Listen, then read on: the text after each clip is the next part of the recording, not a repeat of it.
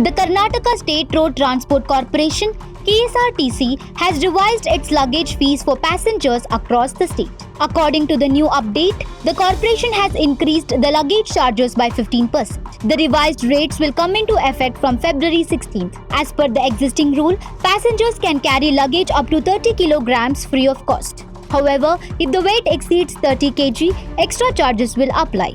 These charges are calculated based on distance, which is divided into stages. One stage is equal to 6 kilometers. Under the new fare structure, passengers will now have to pay 6 rupees for stages 1 to 5, which was earlier 5 rupees. For stages 6 to 12, the charges has been increased to 12 rupees from 10 rupees. For longer distances, such as stages 156 to 160, the luggage fees has gone up to 145 rupees from 123 rupees.